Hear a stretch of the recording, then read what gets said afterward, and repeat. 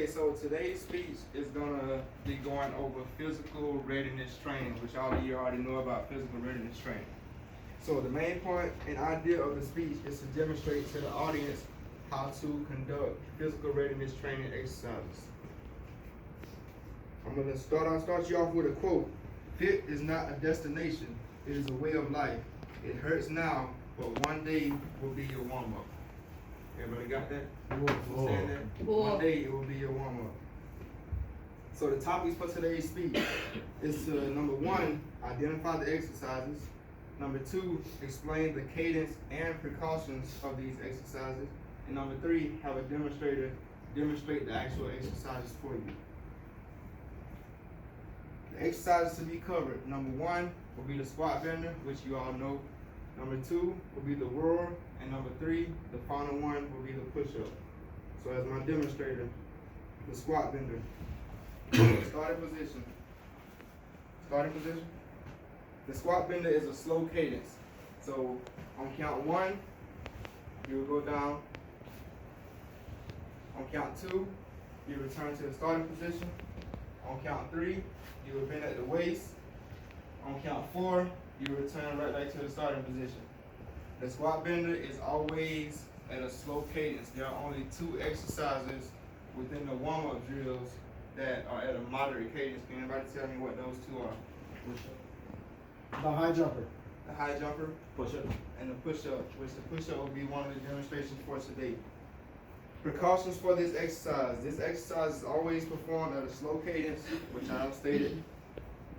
Allowing the knees to go beyond the toes on count one increases stress to the knees or decreases stress on the knees. So you don't want to let your knees go too far out when you're bending because it will cause a lot of stress on your knees and also your lower back. The second one we're going to go in is the rower. Start position. This one is also at a slow cadence. So the rower, the precautions for this exercise is always done at a slow cadence. Do not arch the back on counts one. So sit up, count one. Do not arch the back on count one. You can arch it once you're up, but they're saying don't arch it from the starting point all the way to count two. So count one, count two, we'll be back to the starting position. Count three, back up, and then count four is right back to the starting position. So you want to do not arch the back on counts one or three because this will cause stress on the lower back and also the neck and the spinal area. The third and final exercise we'll be going over today is the push-up, which is at a moderate cadence. Start position. So on count one, you will slowly lower your body down. On count two, return to the starting position. On count three, lower your body again. And on count four, you return to the starting position. You always want to make sure your body is in a generally straight line. Can we go over the rest position, the two authorized rest positions? Sagging in the middle and flexing your back. The precautions, you can recover. The precautions for this exercise is to keep the head slightly elevated throughout the exercise and do not jerk the body into the up positions on count one and three. Can anybody come up here? Can I get one other demonstrator to go over one of the exercises I have went over?